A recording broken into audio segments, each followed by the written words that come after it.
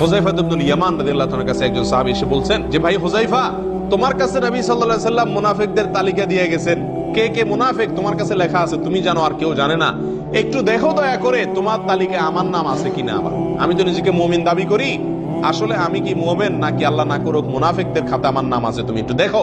হুযায়ফা ইবনুল ইয়ামান রাদিয়াল্লাহু তাআলা তাকে প্রশ্ন করলেন, তুমি যখন নির্জনে একাকী হও, কেউ থাকে না, তখন তুমি সেটাকে সুযোগ মনে করে যে কেউ দেখছে না, আল্লাহর সঙ্গে আমার একান্তে কথোপকথনের, আল্লাহর সঙ্গে আমার ভাব বিনিময়ের, অন্তরঙ্গ হওয়ার, আল্লাহর খুব কাছাকাছি যাওয়ার এক আবেগময় পরিবেশ এখন আছে, কেউ নাই, এই মুহূর্তে তুমি একাকী সালাত পড়তে, নামাজ পড়তে তোমার ভালো লাগে কিনা, তুমি একাকী নির্জনে কখনো নামাজ পড়ো কিনা? তখন তিনি বলছেন, হ্যাঁ, এটা আমি করি।